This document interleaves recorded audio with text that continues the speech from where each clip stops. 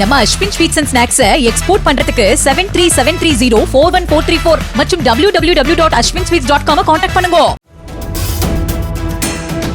Chennai central Palakkad இடையிலான express ரயிலில் middle பெர்த்தில் படுத்துக் கொண்டிருந்தவர் கீழே இறங்கிய போது படுக்கை சரிந்து விழுந்ததில் கீழ் பெர்த்தில் தூங்கிக் கொண்டிருந்த பெண்ணின் தலையில் பலத்த காயம் ஏற்பட்டு ரத்தம் கொட்டியது.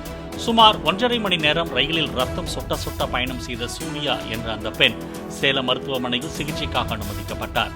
ரயிலில் முதலுதவி பெட்டி கூட இல்லை எனவும் ரயில் நிறுத்தப்படவும் இல்லை எனவும் சூர்யாவின் கணவர் குற்றம் சாட்டியுள்ளார். பப்ளிக் எதுனா நீங்க பாத்துக்கணும்னு சொல்லிட்டு விட்டுருவீங்க. இவ்வளவு பெரிய நிர்வாகம் சென்ட்ரல் கவர்மெண்ட், இத்தனை கோடி மக்கள் போறாங்க, ஒரு டாக்டர் அவைலபிள் இல்ல. அதான் பார்க்கணும்னு சொல்லுங்க. அவங்க என்ன சொன்னாங்க உங்ககிட்ட? ஆமா, பேமெண்ட் நிர்வாகம் தான் பார்க்கணும் சொல்லியிருக்கேன், சொல்றேன் நாங்க. இதனிடையே விபத்து குறித்து விளக்கம் அளித்துள்ள ரயில்வே நிர்வாகம், ரயில் புறப்படுவதற்கு முன்பு ரயில் பெட்டிகளின் முழுமையான ஆய்வு சம்பந்தப்பட்ட முதன்மை பராமரிப்பு மேற்கொள்ளப்பட்டு தகுதி சான்றிதழ் வழங்கப்பட்டதாகவும் குறிப்பிடப்பட்டுள்ளது.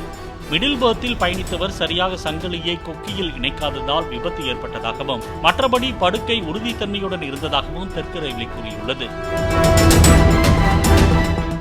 நம்ம Ashwin sweets and snacks export பண்றதுக்கு 7373041434 மற்றும் www.ashwinsweets.com கான்டாக்ட் பண்ணுங்க.